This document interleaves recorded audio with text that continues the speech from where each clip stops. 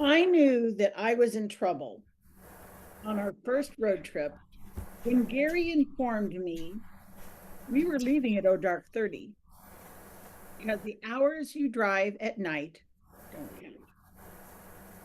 We were only going to stop for gas. So if I needed to get something to eat or go to the bathroom, that would be my opportunity. And finally, he liked shaving nanoseconds off his best personal time.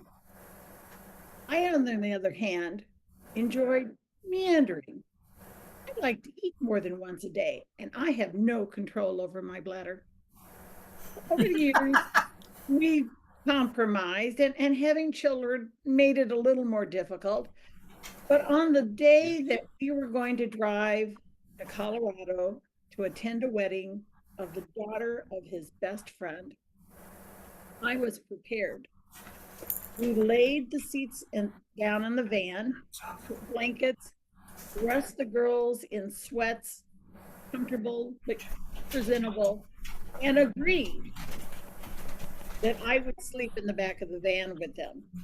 I packed snacks in case they got hungry so we wouldn't have to stop. But I made my husband Pinky promise me that when I woke up, wherever we were at, we would stop at the next gas station because I knew I would have to go to the bathroom.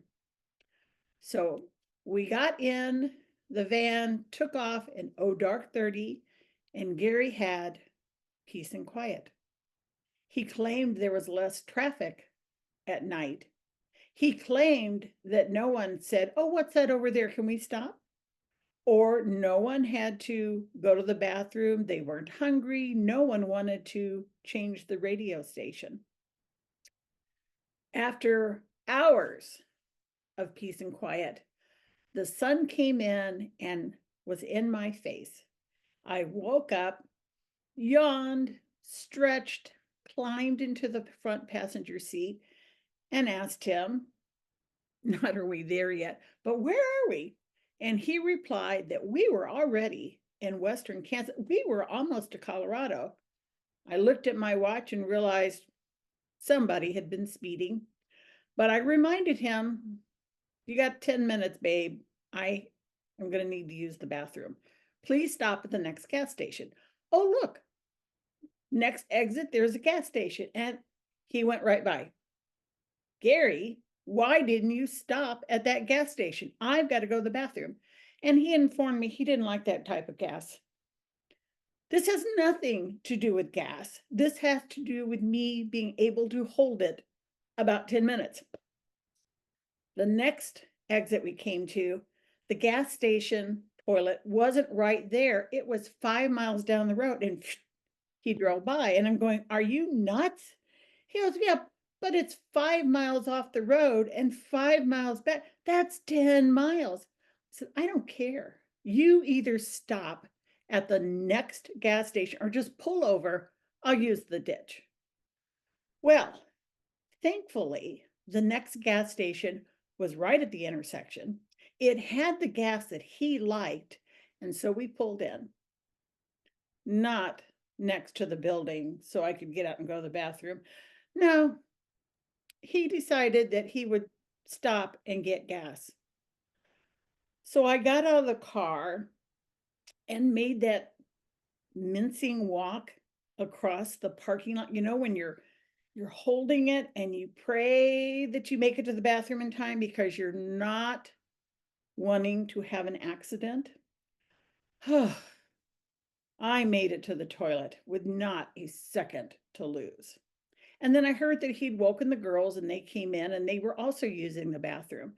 So I told them that when they were finished, wash your hands, go on back to your dad.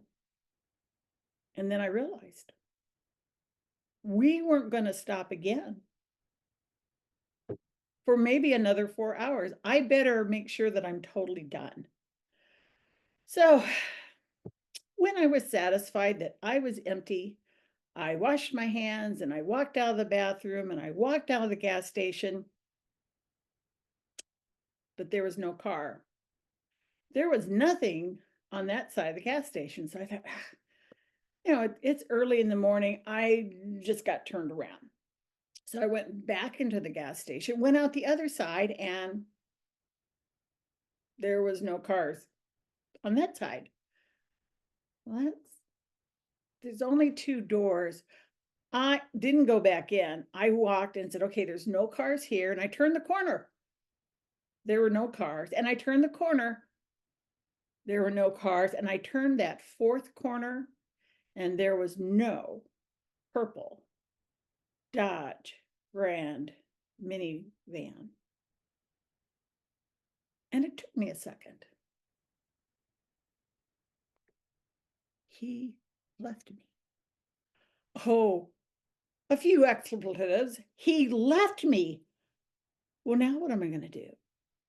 I got out of the car in such a hurry. I don't have a coat. I don't have my purse. I don't have a phone. So I went back into the gas station and thought, well, I can't call him because my phone is turned off and it's in my purse. He wouldn't hear it. I couldn't call the state troopers because I just know it's a purple Dodge Grand minivan. I don't know my license plate number. So I thought, well, he's only 4 hours away from where we're staying. He might notice I'm gone, but at least I was in a warm building and there was a bathroom, there was a water fountain, and if I got really hungry, I could always ask a trucker, please have pity on me, buy me breakfast. So I stood looking out the window, waiting, wondering how long this was going to take, when I saw the purple Dodge Grand minivan speed up the exit, fly across the overpass, and pull in to the parking lot.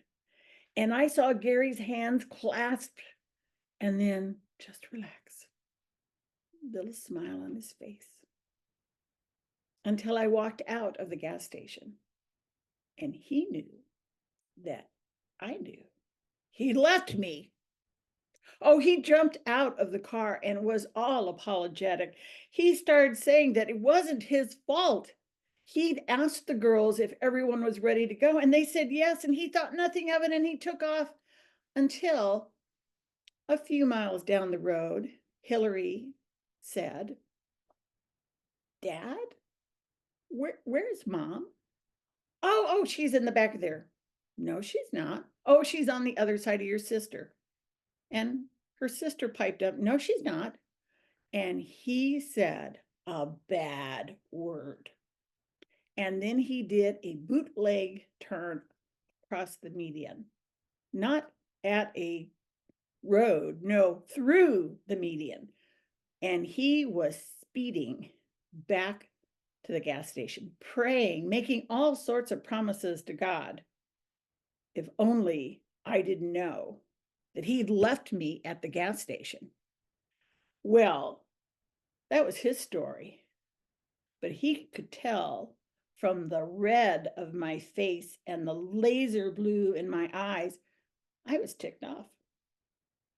So he just stood there apologizing up one side and down the other until I said the one thing that turns a man's heart to ice. I just held out my hand and said, give me the keys. And at first, his thought was processing like, what? And give me the keys. And he handed them to me. And I got into the passenger seat. I adjusted the seatbelt. I adjusted the mirror. I put on my seatbelt. He's still standing there. So I rolled down the window and said, get in the car. And he got in the car. And he says that we did not need air conditioning for the rest of that trip because the temperature was cold. Well, I had a decision to make. Were we going to go to the wedding of his best friend's child, or was I just going to turn around and go home? Well, it wasn't their friend's fault. So I decided we're going to go on and go to the wedding. But we stopped wherever I wanted to stop for gas, for food, for sightseeing. And I didn't tell him this, but I had already forgiven him by the time we reached the wedding. And I didn't say anything to his friends. But I learned something. I don't get out of the car anymore without cash and my phone. And we compromised over the years. When I want to meander, oh, we meander.